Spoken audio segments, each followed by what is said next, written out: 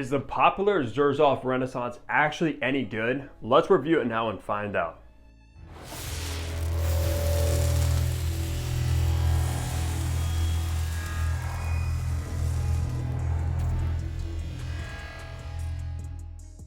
Hey, what's going on? Hunter here and welcome back to my channel. And if you are new, what I do is I make fragrance related content. So if you love fragrances, hit that subscribe button down below and also make sure to follow my Instagram page as well. But today we're going to be focusing all about Xerjoff Renaissance and find out if this fragrance is actually any good or not, especially since it's one of the most popular from the house as well.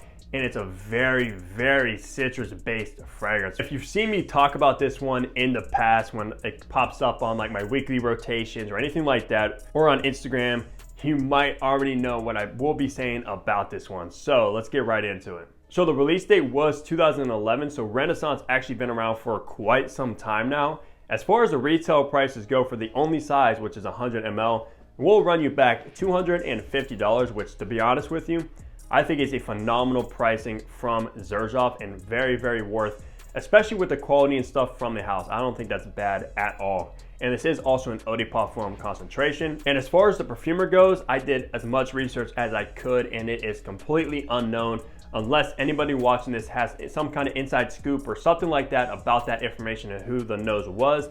Leave, of course, that comment down below. So with all that information out of the way, let's go look at the packaging and presentation you get with Renaissance. So take a look at this box. Of course, it screams Italian because that's exactly what Xerjoff is. You got the kind of colors going on. I think probably Italy in the back, Xerjoff 100 ml. On top you have, it says 1861. On the back you have your barcode and batch code to authenticate your product to see when it was produced. Right there, Renaissance Eau de Parfum. And then you have the Xerjoff X on that side. So let's take this sleeve off. All right, so you do get this purple leather kind of signature Xerjoff box with pretty much all of the house. Of course, the X right there, it does have this very nice stitching around the front. Xerjoff, nothing on the back or the sides. And then you just pop the top like that. You are graded with that X. And then you have this very nice inside housing where your fragrance actually lies very securely. So yeah. The box absolutely is outstanding when it comes to the presentation. Let's look at the bottle now. So looking at the bottle, pretty much with this bottle, if you've seen one Xerjoff, you've pretty much seen most of them. Of course, you have the Renaissance right there, the X plaque, and the cap does say Xerjoff embossed. On the back, if you have a newer bottle, you will get this kind of design logo on the back as well. On the bottom, you do have your sticker with your barcode or batch code to authenticate your product and see when it was produced as well.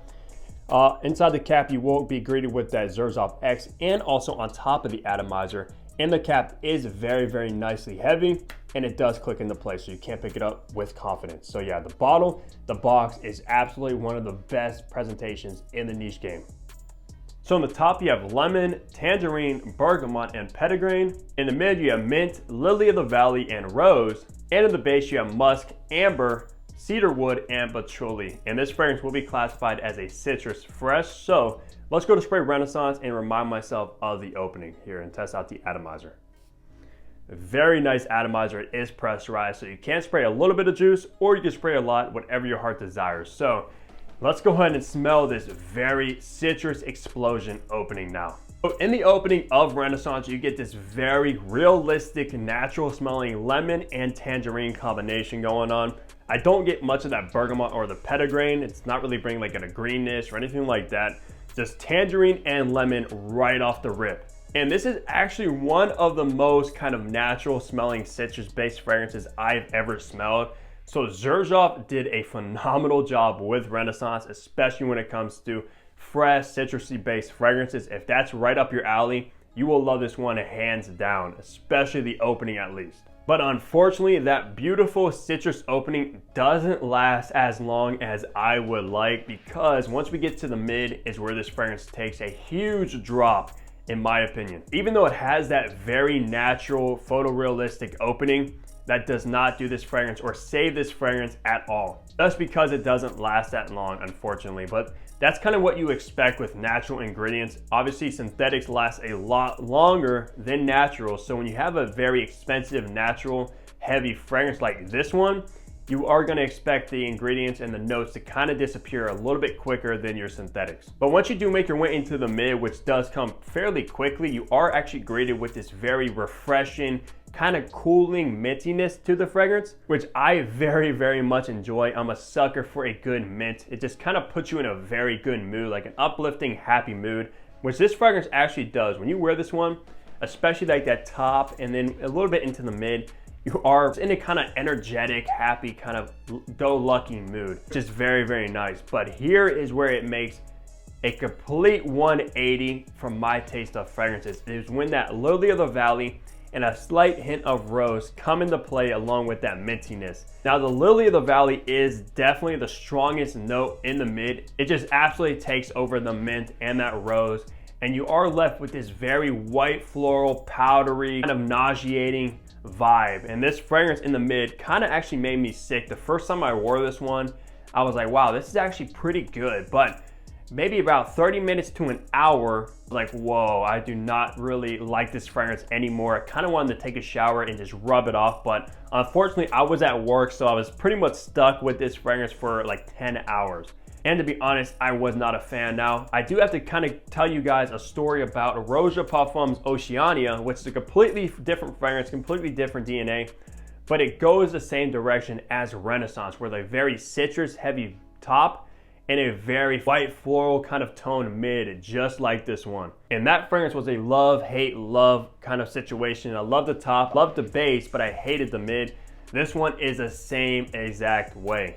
Smelling it on the test strip, it is a little bit different. It's not as kind of like powdery and nauseating as on my skin, but on my skin, I just could not get with it, guys. I know a lot of people love this fragrance. If you love white florals, which I do like white florals, but I more prefer like jasmine over like lily of the valley, and that's just my opinion. Because at least kind of jasmine does have that earthiness. It does have that kind of slight complex nature about jasmine compared to lily of the valley, which I'm just not the biggest fan of. And the bad thing is that mid with the white florals lasts a very, very long time. But once you do get your way into the base, where it does kind of come back to life, for me at least, you are basically left with this very clean white musk with this sort of warming ambery tone. It's very, very nice. So I will have to say though that this fragrance is probably my least favorite fragrance from Xerjoff that I've smelled. And I've smelled like Alexandria too. I smelled Tony Iommi at the department store. Of course, I own P33, I own Nexos and Renaissance. And yeah, I would have to say this is my least favorite. So don't hate me if this is your favorite fragrance, this is your favorite from the house. I know a lot of people absolutely adore this one. They love that citrus opening. They might love that white floral mid, but that's the beauty of fragrances. Everything is subjective. You can love a fragrance that I hate. I can love a fragrance that you hate. And that's just the way it goes. We all kind of perceive fragrances completely different to one another. So when it comes to seasons and occasions, the best wear Renaissance. This is without a doubt spring and summer focus. Do not wear this one in the fall and winter. It will fall flat, it won't perform, and it just does not fit that scenario because of that explosion of citruses that are very natural. When I smell this one, I do kind of picture Italy. I do kind of picture the ocean, just somewhere very, very warm. That's the vibe you get with Renaissance. Now for occasions though, I would say this is actually a pretty versatile fragrance in the warmer months at least. You can wear this one casually if you're going to the beach, kind of just laying out tanning or reading a book on the beach, whatever. You can also wear this one on a date as well during the summer and springtime. So yeah, pretty versatile in the warmer climate. For gender and age group, this one is definitely unisex just because of the floral mid and the citruses. There's nothing really that makes this masculine by any means.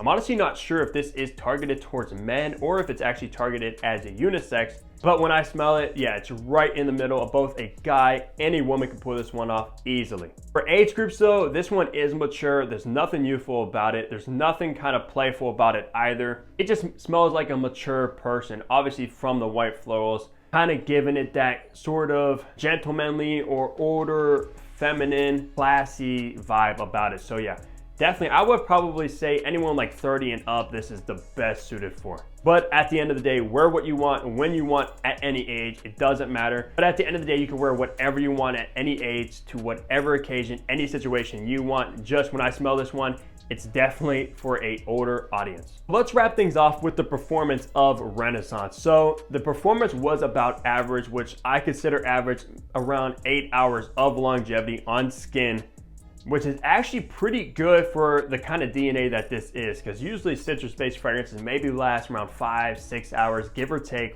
This one, however, did actually perform pretty well, and I think it's honestly from that mid with the white florals, kind of giving it a boost of longevity. It does have sort of like a piercing nature about it as well, which does make it actually project very strong, especially in the first 2 hours with that citrus top. This thing just pushes off the skin without even looking bad. This stuff is strong. Maybe about an arm length of distance of projection, and the sillage is also very, very nice. So can't complain about the performance for a DNA such as this. That's gonna do it for my review of Xerjoff Renaissance. Let me know down below if you love this fragrance. If you're not a fan of it, like I'm not really, just leave comments down below. We'll discuss everything about Renaissance down there. But as always, leave a like, subscribe if you guys haven't already, and I'll see all of you here in my next video. Take care, everybody.